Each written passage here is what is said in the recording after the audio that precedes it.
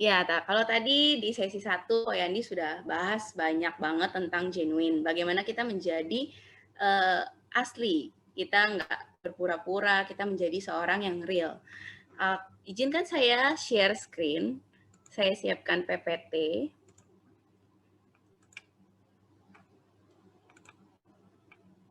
Sudah kelihatan semua? Sudah ya? Tunggu sebentar. Oke, enak ya.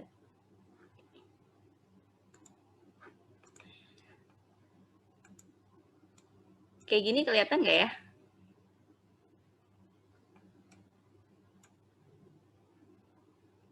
Kelihatan full ya?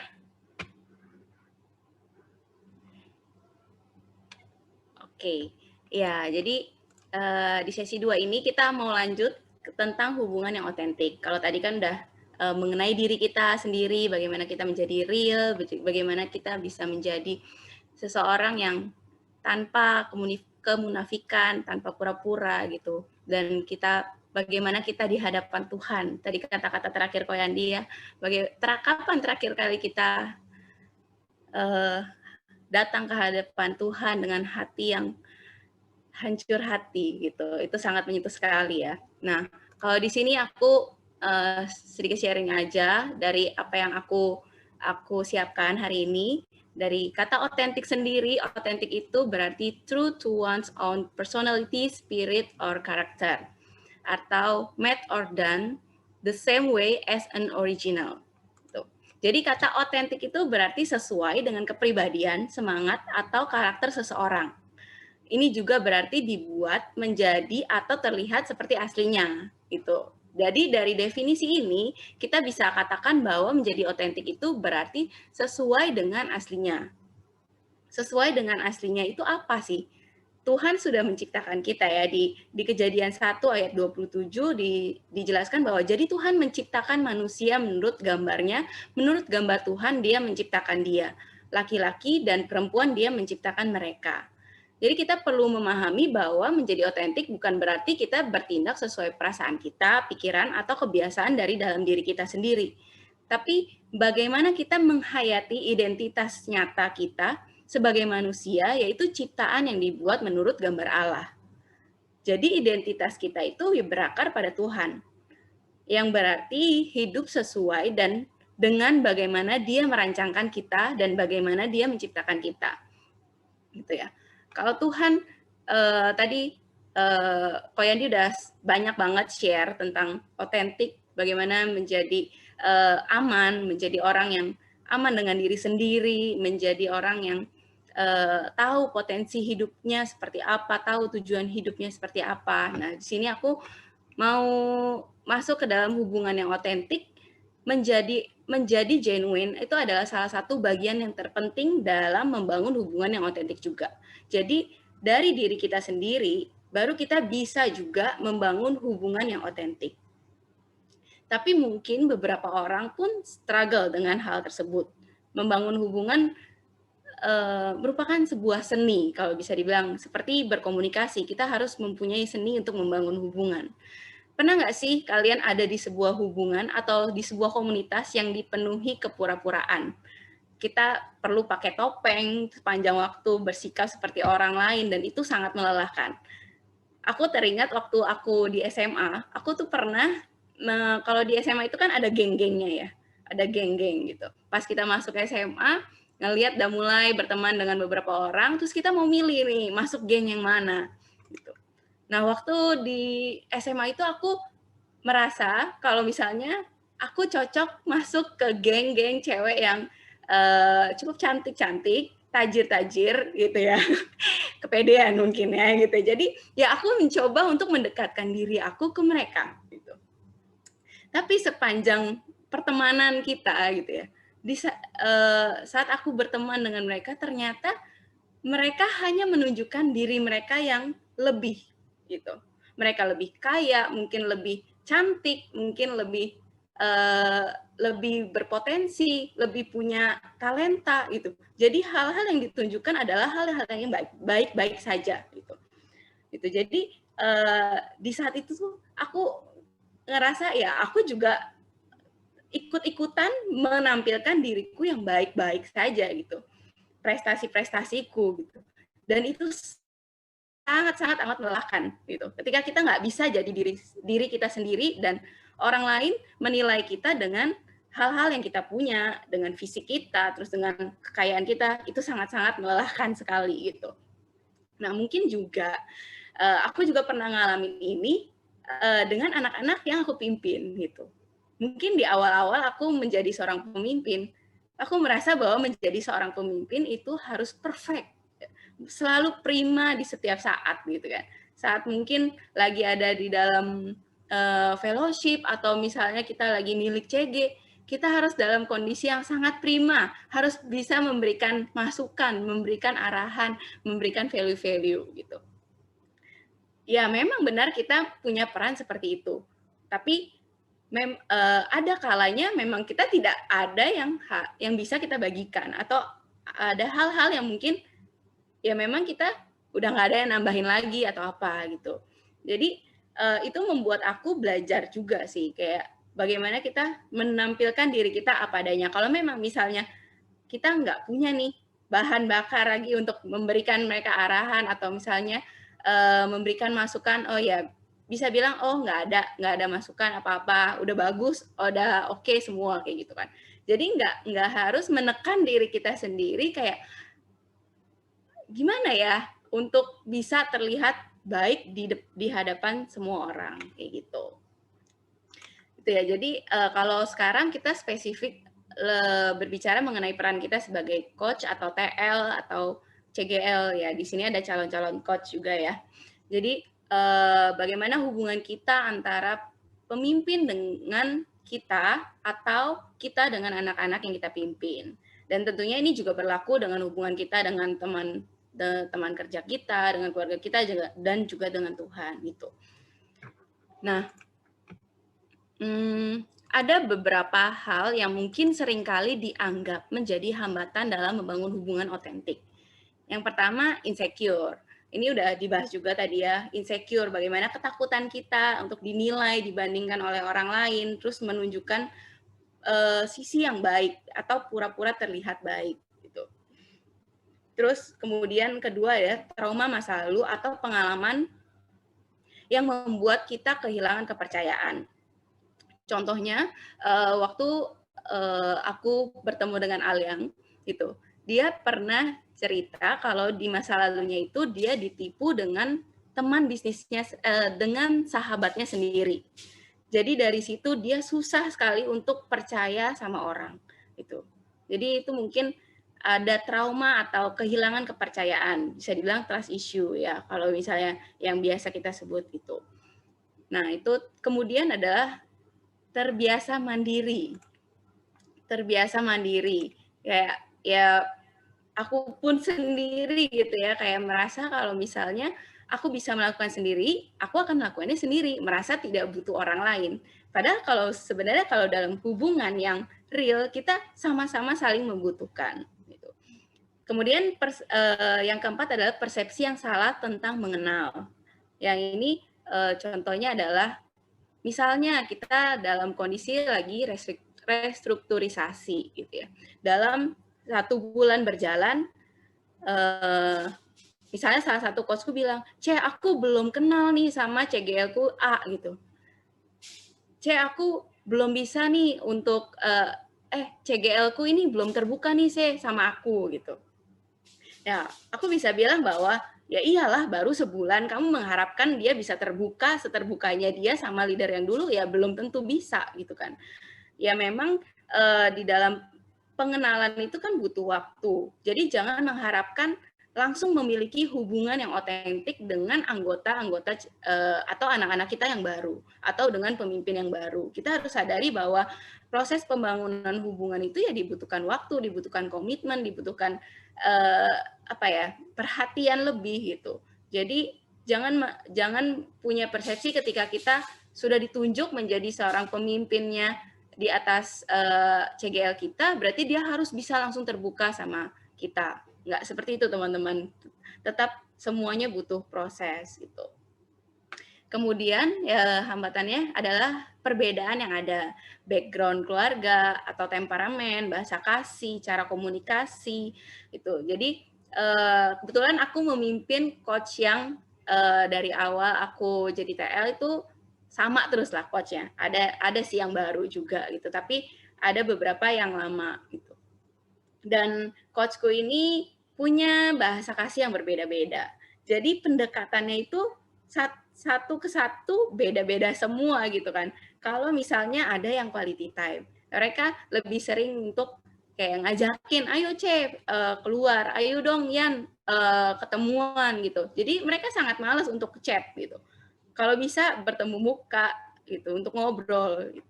Terus ada juga yang bahasa kasihnya gift. Nah, ini kalau misalnya kelupaan ulang tahunnya gitu ya, bisa wah kayak merasa bersalah, berdosa sekali gitu. Kalau misalnya kita udah tahu dengan bahasa kasihnya mereka seperti itu.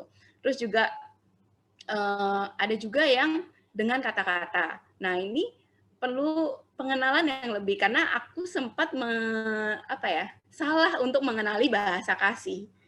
Aku pikir dia itu bahasa kasihnya physical touch gitu. Jadi kalau ketemu ya kebetulan ini cewek jadi ya di tepuk-tepuk, digandeng, ayo kita jalan berdua gitu ya, bareng-bareng ngambil ngobrol gitu. Itu cewek ya. Terus tapi ternyata dia lebih suka kalau misalnya aku memberikan kata-kata yang mengencourage dia gitu. Jadi ya perbedaan-perbedaan ini yang harus bisa kita bisa mengatasinya gitu. Kita bisa mempelajarinya juga gitu. Bagaimana kita memperlakukan satu anak kita itu nggak bisa sama ke yang lain juga gitu.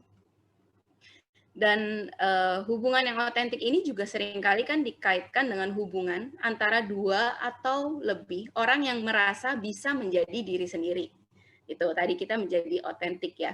Kita bisa menjadi diri sendiri apa adanya dengan karakter mereka masing-masing. Bisa terbuka dan menerima kekurangan kelebihan masing-masing. Ya betul, itu pemahamannya nggak salah gitu kan. Tapi di dalam hubungan otentik, jika kita merasa menjadi diri apa adanya, itu adalah tanda jika kita benar-benar merasa aman dan nyaman untuk ada dalam hubungan tersebut.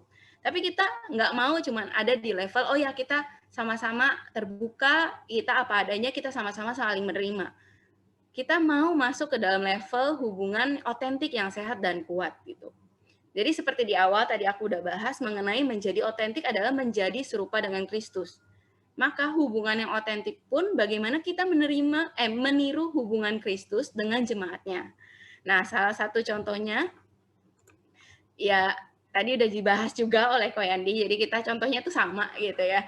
Contohnya itu adalah hubungan Kristus Tuhan dengan Daud gitu. Sepanjang hidupnya Daud nih mengalami kesuksesan besar, seperti dipilih secara ilahi untuk jadi raja umat Allah, terus punya kekuatan politik, ketenaran, terus mapan secara finansial, dan dia dipilih juga untuk jadi leluhur terhormat dari Tuhan sendiri gitu. Tapi di sisi lain, Daud juga mengalami banyak kesulitan fisik, emosional, dan spiritual. Dia berulang kali mau dibunuh oleh ayahnya sendiri. Daud juga terlibat dalam perselingkuhan, terus juga melakukan upaya pembunuhan gitu ya, dan berdampak negatif pada sisa hidupnya. Gitu. Ya, di sini kita bisa melihat tadi yang dibacakan di kitab Mazmur gitu ya, emosinya si Daud gitu ya, memberikan gambaran bahwa hubungannya dengan Tuhan, bagaimana dia bisa mengungkapkan perasaannya bahagia, sedih, depresi, takut, gembira, terus imannya tuh di hadapan Tuhan. Tapi kalau misalnya kita baca dari setiap kumpulan-kumpulan puisi, Mazmur yang Daud naikkan, Daud mengatasi emosinya dengan memusatkan dirinya pada karakter Kristus. Apa hal-hal yang baik dari Tuhan. Memandang dia sebagai seorang pembebas dari kesalahan-kesalahan dosanya. Terus juga Tuhan merupakan perlindungan dan kekuatan.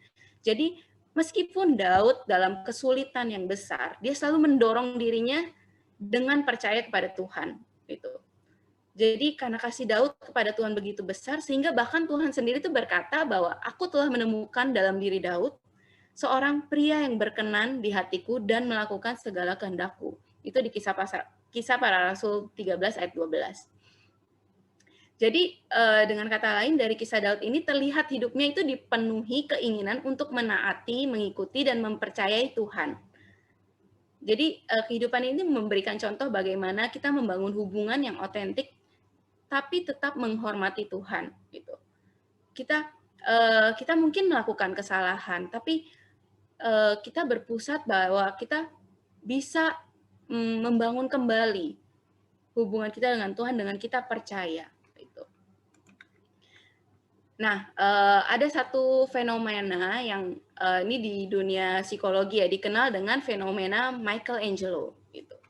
Mungkin orang-orang yang psikologi di sini tahu gitu ya. Dan mohon maaf kalau saya salah menjelaskan. Gitu. Jadi fenomena Michelangelo ini merupakan fenomena di mana antara individu adanya hubungan saling bergantung, saling mempengaruhi dan saling memahat diri satu sama lain. Jadi dari waktu ke waktu efeknya adalah individu ini semakin berkembang menuju apa yang mereka anggap sebagai diri mereka yang terbaik. Atau bisa dikatakan the best version of you or the best version of me gitu. Jadi dua elemen penting yang yang ada di dalam fenomena ini adalah penegasan persepsi dan perilaku afirmatif yang dilakukan baik sadar atau enggak sadar. Penegasan persepsi ini adalah menaruh kepercayaan kita pada orang-orang yang sedang kita bangun hubungannya, pada anak-anak kita, pada pasangan kita, mengenai karakter yang ideal. Contohnya adalah aku ini mungkin secara kasat mata gitu ya di luar gitu, aku terlihat orang yang lembut. Gitu ya. Aku bisa bicara dengan tutur kata yang lembut. Tapi kalau misalnya kalian sudah kenal lebih dalam sama aku gitu, aku tuh ngomongnya lebih belak-belakan, terus mungkin juga nadanya cukup tinggi gitu. Nah, aku cukup bermasalah di area itu sama pasanganku, sama suamiku sekarang lah gitu. Jadi kalau dia itu ngomongnya sangat lembut gitu ya, sedangkan aku ngomongnya dengan nada yang tinggi-tinggi gitu. Nah, di situ mulai kita mencoba menyesuaikan diri. Ya, menyesuaikan diri itu nggak mudah ya, gitu kayak harus menahan emosi gitu ya, menahan nada bicara gitu. Sedangkan ya kebiasaanku seperti itu gitu. Tapi di satu sisi suamiku ini selalu bilang bahwa kamu bisa kok gitu. Aku percaya kamu bisa berubah. Bukan bisa berubah sih, kamu bisa lebih lembut, kamu bisa kok bisa mengontrol nada suaramu. Jadi dia menaruh kepercayaan ke aku gitu untuk sesuatu hal karakter yang positif. Di situ aku ya menyadari bahwa ya itu bukan sesuatu hal yang jelek untuk aku bisa lakukan, untuk aku bisa perjuangkan. Jadi aku mau belajar di situ. Nah, mungkin ya sometimes kayak kalau misalnya kita berbicara ke anak-anak kita gitu ya, bagaimana kita bisa menaruh kepercayaan ke dalam dirinya ya, mungkin ya kalau misalnya kita lihat sebenarnya dia orangnya keras kepala gitu ya, keras kepala, bagaimana kalau bisa dibilang ya dia minta masukan ke kita gitu. Iya, nggak mungkin, maksudnya lebih baik kita ngomong jangan, iya kamu orangnya keras kepala, otomatis dia jadi kayak, oh ya emang gue orangnya keras kepala gitu. Ada lebih baiknya kalau misalnya kita memberikan kepercayaan bahwa oh kamu bukan orang yang keras kepala, kamu orang yang cukup tegas, tapi ada baiknya kamu bisa mengasah sisi karakter lemah lembut kamu atau seperti apa gitu ya. Bagaimana cara kita memberikan hal-hal yang positif untuk pasangan kita. Seperti yang 2 minggu kemarin kan kita juga Ko Fuji sharing tentang toxic love gitu ya. Bagaimana kuasa perkataan ini bisa membangun atau meruntuhkan seseorang gitu. Nah, sedangkan untuk perilaku afirmatif ini ada bagaimana kita bertindak dari sikap dan perkataan kita secara positif untuk mendukung pasangan kita menjadi lebih baik. Jadi ini adalah perkataan dan sikap kita gitu. Bagaimana kita mendukung dia untuk bisa lebih baik kayak tadi contohnya dari aku. Sekali misalnya aku kebablasan ngomongnya nadanya tinggi, terus misalnya suamiku ngomong, ih kok kamu kayak gitu sih, itu kan jadi langsung kayak ya udah nggak apa, emang kenapa gitu, jadi kayak melawan Beda halnya ketika misalnya dia ngomong jangan kayak gitu ya. Kayak lebih calm, lebih tenang gitu ya, ngasih tahu. Terus juga kalau kamu mau ngomong seperti ini loh gitu. Jadi kayak dia mencontohkan juga gitu. Jadi otomatis aku sendiri ketika aku melakukan hal yang salah di depan dia, aku jadi kayak menahan diri untuk ngomong dengan nada tinggi gitu. Jadi udah ada remnya sendiri gitu loh. Jadi dari fenomena ini tuh menegaskan bahwa hubungan yang baik dan sehat itu ketika kita bisa saling mendukung satu sama lain, terus saling memproses, saling mengasah dalam pencapaian terbaik versi diri kita. Jadi kita memang tidak bisa memaksa seseorang untuk menjadi apa yang kita inginkan, gitu. Kecuali mereka mau untuk berubah. Tapi kita bisa mempengaruhi seseorang untuk mereka bisa mencapai diri yang ideal gitu, diri yang terbaik dari diri mereka gitu. Jadi kalau aku bisa bilang bahwa hal ini tuh selaras dengan otentik yang kita udah bahas sebelumnya. Bagaimana kita apakah kita bisa ini menjadi versi yang terbaik dari kita sendiri, bukan hanya menjadi diri kita apa adanya. Ya udah, aku kayak gini terima aja gitu. Enggak, tapi kita berusaha untuk bisa menjadi yang terbaik dari diri kita sendiri. Dan kita itu perlu cek secara berkala loh, apakah kita saat ini di hadapan anak-anak kita, di hadapan pemimpin kita udah nih jadi the best version of me dan mengalami pertumbuhan dalam hubungan dengan anak-anak yang kita pimpin atau dengan pemimpin kita saat ini. Gitu. Di sini aku juga mau membagikan 7 tanda kita ada di dalam hubungan yang otentik. Nah, ini kita sama-sama baca di Filipi 2 ayat 1. Aku bacain aja. Gitu. Jadi karena dalam Kristus ada nasihat, ada penghiburan kasih, ada persekutuan roh, ada kasih mesra dan belas kasihan. Karena itu sempurnakanlah sukacitaku dengan ini. Hendaklah kamu sehati sepikir dalam satu kasih, satu jiwa, satu tujuan. Dengan tidak mencari kepentingan sendiri atau puji-pujian yang sia-sia. Sebaliknya, hendaklah dengan rendah hati yang seorang menganggap yang lain lebih utama daripada dirinya sendiri. Dan janganlah tiap-tiap orang hanya memperhatikan kepentingannya sendiri, tetapi kepentingan orang lain juga. Jadi di sini Tuhan kalau bisa kalian lihat di versi bahasa Inggrisnya, judul perikopnya itu adalah sebentar saya buka.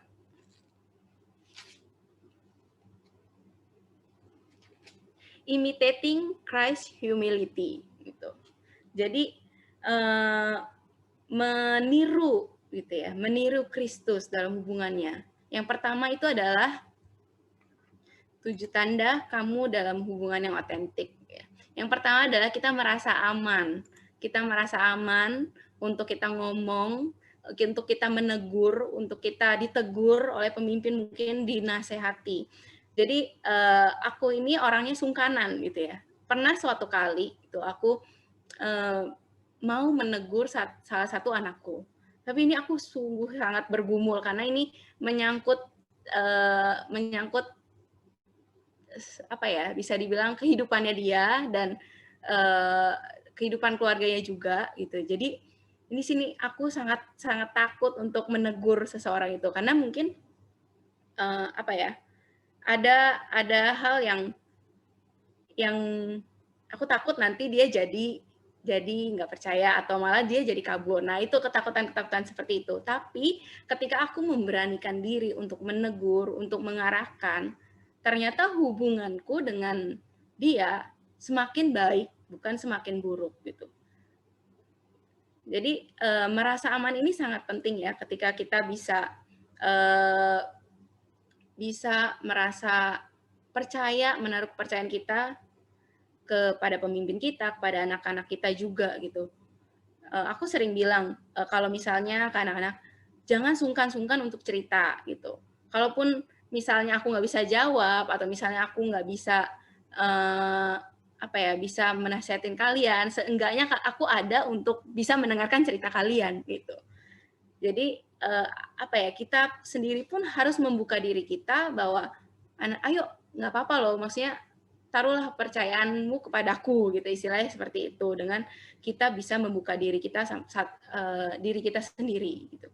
Atau juga bisa dengan bagaimana kita menampilkan diri kita yang sisi lemah kita juga di hadapan mereka. Dengan seperti itu juga mereka bisa lebih cepat untuk terbuka gitu.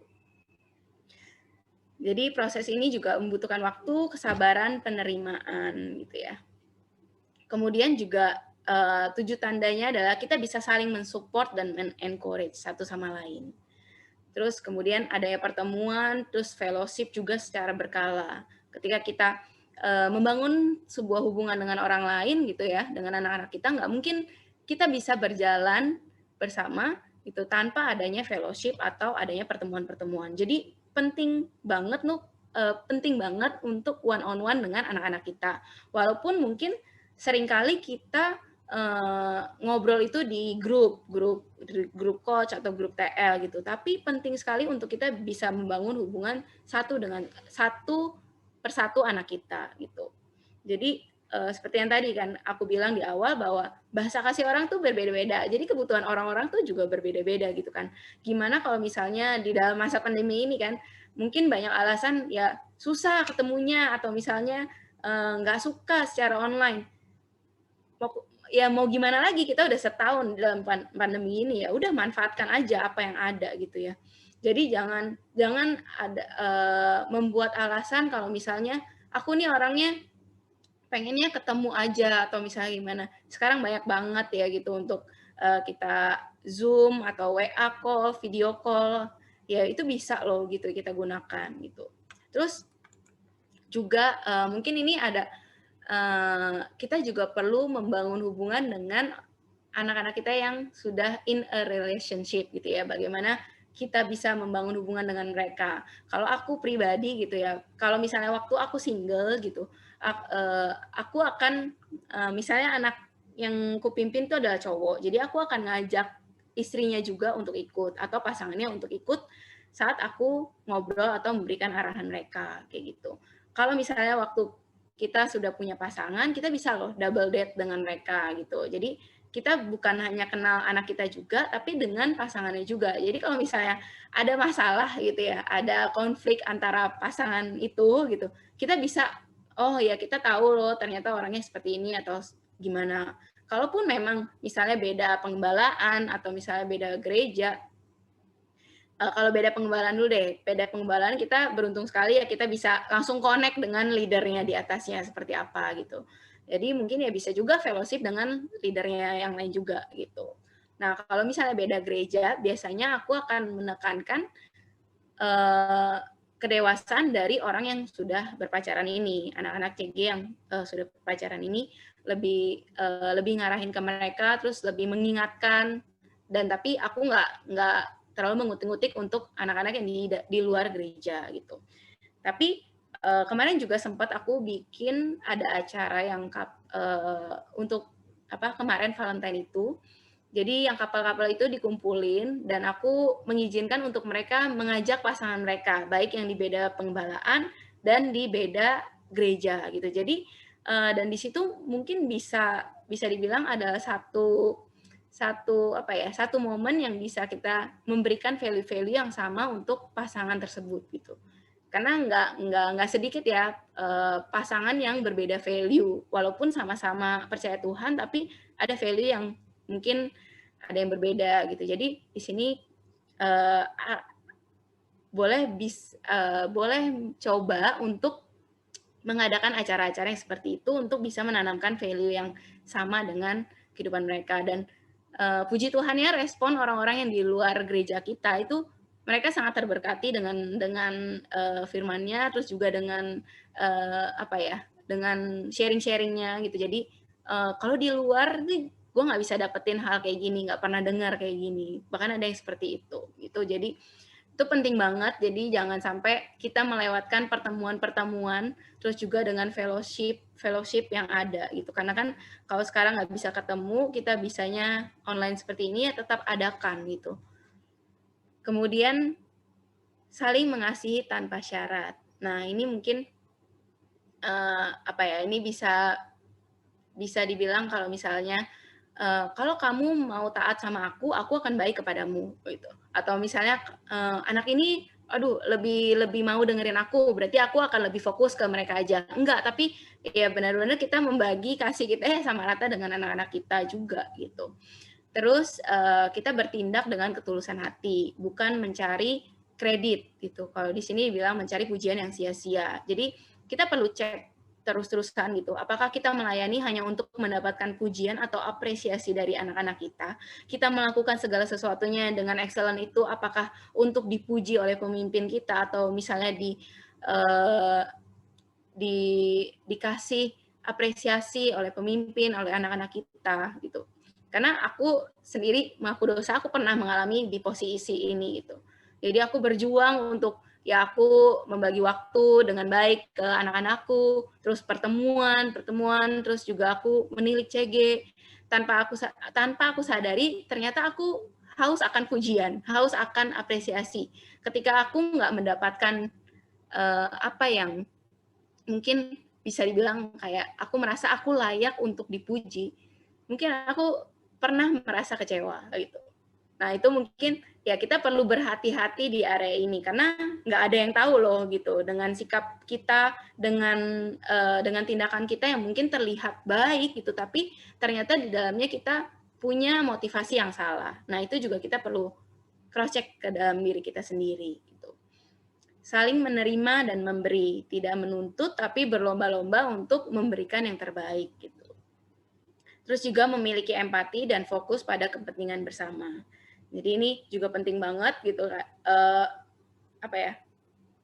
Misalnya kita mengadakan sebuah acara gitu ya, ada baiknya kita juga bisa biasa aku akan nanya kan ke para coachku, kira-kira anak-anak kalian butuh apa? Jadi aku tidak menentukan dulu, tapi aku lebih kira-kira apa ya yang perlu dibahas atau perlu diadakan gitu. Kayak gitu sih. Jadi lebih fokusnya untuk kepentingan bersama bukan kepentingan diri kita sendiri. Gitu. Nah, terus bagaimana kita membangun hubungan yang otentik? Ya ini aku singkat aja dengan 3C gitu ya. 3C, connection, communication, dan komitmen. Tuh, bagaimana kita membangun koneksi gitu ya, butuh proses, terus juga bagaimana kita membangun komunikasi kita. Nah, kalau tadi Koyandi bilang kalau misalnya dia amazed dengan Kokarolus dengan yang orang yang sistematis gitu ya.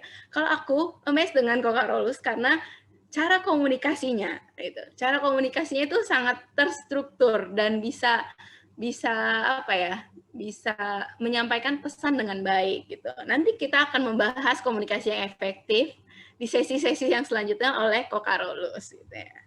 Dan juga membangun hubungan otentik ini dibutuhkan komitmen. Komitmen dalam artian kita nggak mungkin cuman bertemu anak kita cuman sekali setahun gitu ya. Kita perlu jadwalkan dan kita perlu disiplin. Kita perlu komitmen untuk kita bisa bangun hubungan dengan anak-anak kita dan meluangkan waktu juga untuk membangun hubungan kita dengan pemimpin kita.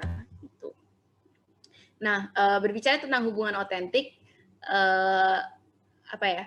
Di sini aku mau share juga tentang kepemimpinan otentik. Nah, kita semua ada di tahap kepemimpinan otentik ya. Kalau misalnya kalian semua lihat di diagram ini gitu ya. Nah, tadi self-awareness. Self-awareness itu kita tahu nih diri kita. Itu adalah fondasinya. Tahu identitas kita. Kita merasa aman, kita tahu potensi kita, kekurangan, kelebihan kita tuh seperti apa gitu. Kita masuk ke dalam genuine relationship gitu, hubungan yang otentik gitu. Bagaimana kita bisa terbuka, kita percaya pada orang di sekitar kita, terus juga bagaimana kita bisa memberikan dampak yang positif untuk orang-orang di sekitar kita gitu ya, menjadi versi yang terbaik dari diri kita sendiri gitu.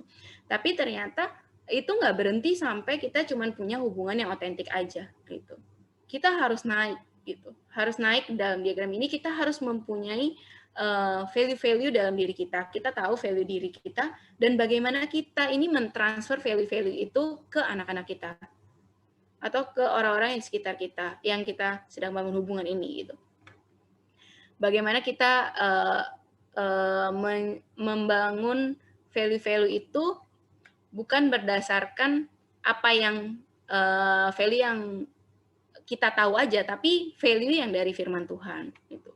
Setelah itu dari kita tahu, kita memberikan value-value buat kehidupan mereka, ya kita harus tahu bahwa peran kita sebagai pemimpin adalah melayani, gitu ya. Dan yang terakhir adalah memberikan visi. Jadi jangan lupa gitu, bukan hanya sekedar kita menjadi seorang sahabat bagi anak-anak yang kita pimpin, menjadi sahabat bagi pemimpin kita, tapi kita harus tahu fokus yang paling penting adalah kita mengarahkan mereka ke dalam visi jangka panjangnya. Gitu. Visi pemuritan ini seperti apa? Gitu. Bukan berhenti sampai kita sama-sama menjadi sahabat, saling menerima, tapi harus ada value yang ditanamkan, harus ada rasa saling memiliki, kita sama-sama saling melayani untuk mencapai sebuah visi yang Tuhan taruh gitu. Nah, ini sebuah karakteristik pemimpin yang otentik, yaitu fokusnya pada visi jangka panjang.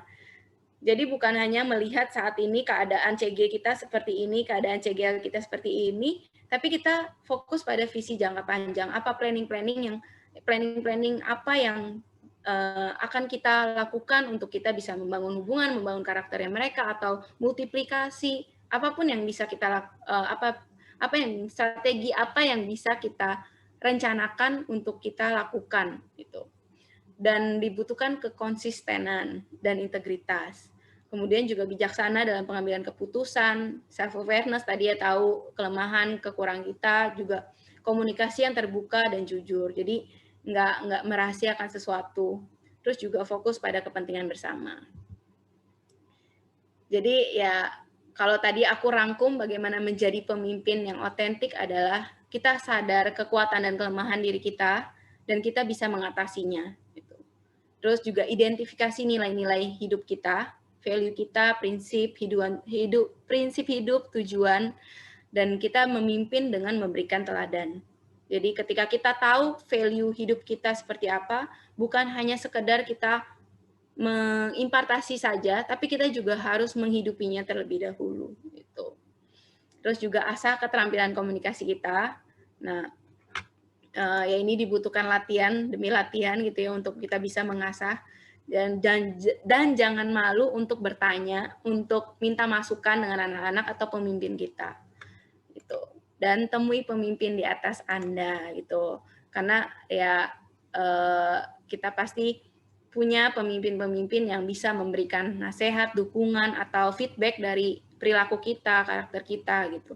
Jadi kalau misalnya kalian merasa kesulitan atau apapun, langsung temui pemimpin Anda dan merasa amanlah. Gitu. Nah, ini quote terakhir aku ya. Being an authentic leader means leading by example. Is demonstrating through your action that you practice the same value and behaviors you expect from your team. Jadi ketika kita punya ekspektasi buat para leader kita, para anak-anak yang dipimpin kita, kita harus mulai dari diri kita sendiri, mulai dari perkataan kita, mulai dari sikap kita, biar setiap value-value itu juga tertransform ke anak-anak kita juga. Itu sekian dari aku. Ya mungkin itu tutupnya. Aku kembalikan ke Albert. Oke, thank you, Di. Wah, memberkati banget untuk menjadi jadi pemimpin yang otentik. Nah, setelah ini kita akan ada breakout room. Nah, sebelum teman-teman ke breakout room, kita akan foto bareng dulu. Jadi setelah breakout room nanti 15 menit juga. Nah, setelah itu teman-teman bisa leave Zoom-nya, leave meeting-nya, kembali ke aktivitas masing-masing. Nah, sebelum itu kita mau foto bareng. Boleh di stop share screen-nya dulu, Dian? Oh iya. Oke, thank you. Oke, teman-teman, boleh nyalain kameranya semua ya. Ini ada 3 halaman aja. Oke. Udah siap semua? Oke. Jangan ada yang chat dulu ya, nanti pop-up soalnya. Oke. Oh, Karolus masih berjalan-jalan? Oh, nungguin Benka. Oke. 1, 2, 3. Oke, sebentar. slide yang kedua. 1, 2, 3.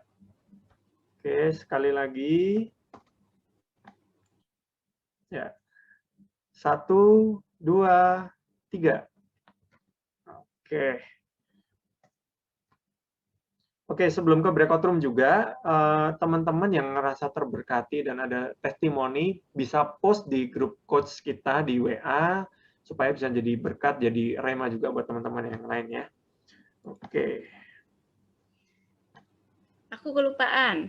Ya, kita ada satu pertanyaan diskusi. Ini aku share di grup di chat aja ya. Apakah saat ini Anda udah merasa menjadi sahabat untuk TL atau CGL kalian? Jika belum, kira-kira hal apa yang mau Anda lakukan untuk membangun hubungan dengan mereka? Gitu. Dan kita tutup dalam doa atau gimana, Pak? Ya, Ya, boleh, Di. ya, aku tutup ya. Tuhan, terima kasih buat malam hari ini. Kami sudah selesai untuk sesi kedua tentang hubungan yang otentik, Tuhan.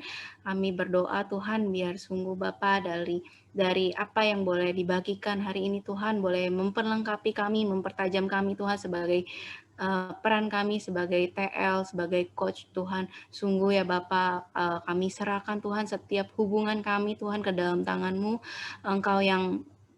Engkau yang ubahkan Tuhan setiap hubungan Tuhan menjadi hubungan yang sama-sama saling mempengaruhi, sama-sama saling membangun Tuhan. Dan juga berdoa Tuhan buat saat ini mungkin ada hubungan-hubungan yang retak Tuhan. Kami berdoa Tuhan biar setiap hubungan yang retak Tuhan Engkau bangkitkan kembali Tuhan, Engkau sempurnakan kembali Tuhan. Biar dari kehidupan kami ini Tuhan mengalir kasih Kristus Tuhan untuk membangun hubungan kami satu dengan yang lain. Dan Tuhan kami juga boleh merasakan bahwa kami mempunyai sahabat-sahabat kami di tempat ini Tuhan, buat anak-anak kami, dengan pemimpin kami Tuhan, biar sungguh ya Bapa hubungan yang real itu terjalin Tuhan di antara kami Tuhan. Kami nggak mau Tuhan hidup dalam hubungan yang penuh kemunafikan, penuh pura-pura Tuhan, tapi kami mau Tuhan mempunyai hubungan yang sama-sama untuk kami bisa saling terbuka, saling membangun Tuhan, saling mempengaruhi satu sama lain Tuhan. Dan biarlah Bapa di tengah-tengahnya Tuhan, Engkau yang beracara Tuhan, Engkau yang menjadi dasar, Engkau yang jadi pondasi dari setiap hubungan yang kami bangun Tuhan. Biarlah Bapa segala kemuliaan, hormat, syukur hanya ke dalam nama-Mu ya Bapa. Dalam nama Tuhan Yesus, haleluya, amin.